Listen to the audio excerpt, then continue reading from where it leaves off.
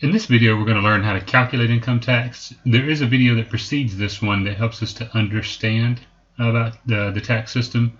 So I'll put a link up here at the top right now so you can click if you want to go catch the video that precedes this one. But now we're assuming we're at the point where we have taxable income and we want to find out how much tax we owe based off of that number. So you have to figure your tax based on tax tables, and just for an example, here they are for the tax year 2020. And you can click on this link and it will take you to the IRS website, and it actually jumps you to this chart, and this chart kind of shows a little bit of what we're going to look at down here. There are certain limits of income, and if you exceed those limits, then you move into what's called the next tax bracket. And so this table right here shows it's missing the first few brackets that come before $100,000 of income, but you can see once you get over $163,300 for income as a single person, you move from the 24% tax bracket to the 32% tax bracket. And those are terms you've probably heard spoken before when people speak of taxes. And so fortunately, I guess I'll say, for when you do your taxes, they do a lot of the work for you here to help you run this calculation. Unfortunately, as a student, we're going to have to do this calculation quite manually, and hopefully it will shed some light on how the tables are derived. So here's our problem that we're going to work, and this is based on 2016 tax rates. So we have a married couple filing jointly that has a taxable income of $284,000 and a $7,500 tax credit. So you click the icon, view the marginal tax rates, and that's what this box is here. So you can see how the tax rates are split up. So these are what we call the tax brackets, the 10% bracket and the 15% bracket. And the reason we say brackets is because if you have income up to, as a single person, up to $9,275 in 2016, you have a tax rate of 10%. But as soon as you make one more dollar above $9,275, you will pay 15% tax on that $1 above $9,275, and that continues on up until you get to $37,000, and then you move into the next tax bracket. And so the tax brackets have changed. This is not what the current tax brackets are. They change very frequently. The numbers and the thresholds to change from one bracket to another. The standard deduction has greatly changed from 2016, and as we mentioned in the previous video, the idea of exemptions is no longer a thing after 2018. So that's been taken out, but nonetheless we need to know it for homework. So to kind of refresh, from where we were in the previous video, again, here's the link if you're just now getting this part. Here's the link again above if you want to go see how to understand how do we get to taxable income. But once you're at taxable income, that's the number that you use to calculate your taxes. And in this case, the taxable income was given as $284,000. Okay, so what we need to find out is which of these brackets are we in. All right, now first we need to focus on also that it is a married couple filing jointly. So married filing jointly is this column right here. So in the case of married filing jointly, what happens is you and your spouse file one single tax return for the both of you.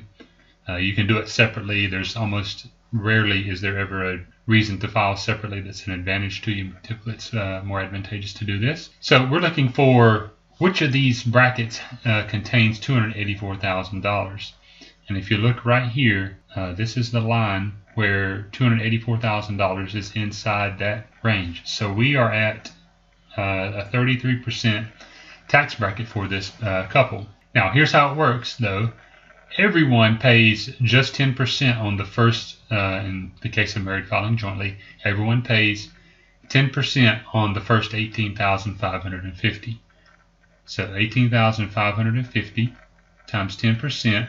We all pay that as married filing jointly until we get to that threshold.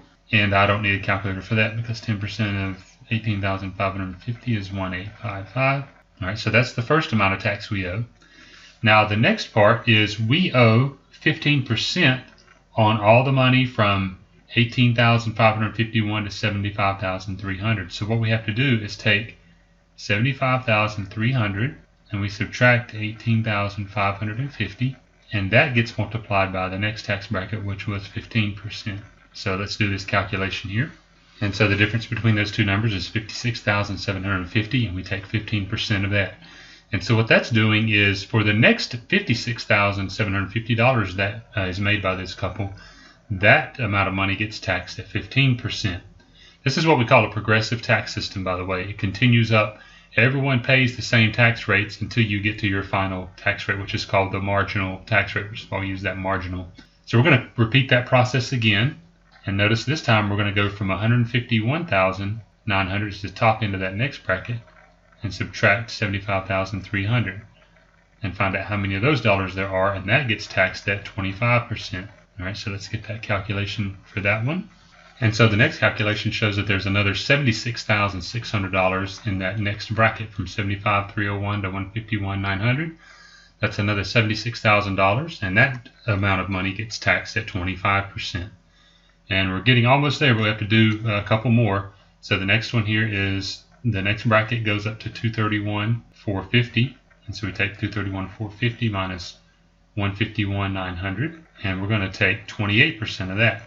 So now we're finally up in the 28% tax bracket. We're not quite there yet. So let's do that calculation. And just as before, that's another $79,550, and that dollar amount is taxed at 28%. And now we're finally to the bracket to where this married couple belongs at $284,000. So we're going to take, now our starting number will be $284,000 is their tax, or taxable income. And we're going to subtract the $231,450. And we're going to multiply that by 33%. And so let's see what that number is. And so you see the last $52,550 that they made got taxed at 33%, and that results in a tax of $17,341.50. So now to find their tax, the tax that they owe, we need to add up all of these numbers, all 5 of these numbers. So you see now that this couple owes $69,133, which sounds like a lot, and it is. But of course, their paychecks have had this money taken out. So over the course of the year, they've had these deductions hopefully made to around that amount. So it's not like they have to write a check at the end of the year for $70,000, but that is a pretty large number. However, we're not done, because there's one more little detail up here, and that is the tax credit. And we spoke about this in the original video before this one, that if you have a tax credit, this is really awesome because it actually reduces your tax bill dollar for dollar. So we're going to come down and subtract the tax credit of $7,500 because they get to reduce that off their bill.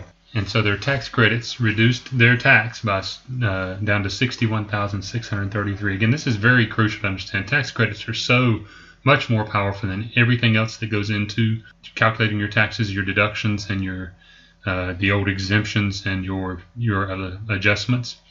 Those things reduce your income. Credit actually reduces your tax dollar for dollar. This is like cutting a coupon out of the Sunday paper that says $7,500 off your taxes. If you'll click here, everybody would sign up and do that because it's a dollar for dollar thing.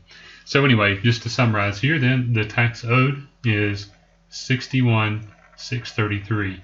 So you find your tax first based off of this cascading method, and then you subtract any tax credit. And for those of you that stuck around to the end of this 10-minute video, I'm going to show you, here's the hack here for how to get this to work faster.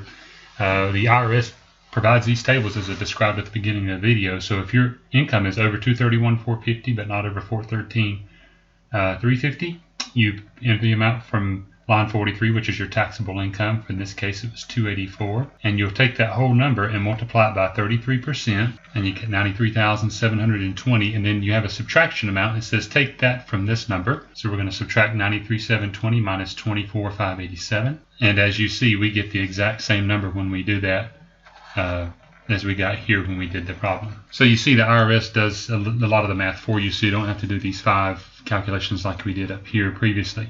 They lump all those together into this calculation that they have here. So I hope this helps, and I hope you enjoyed sticking around for the little bonus life hack here at the end of the question to see how to do this a little bit faster in real life. So if you have any questions, let me know.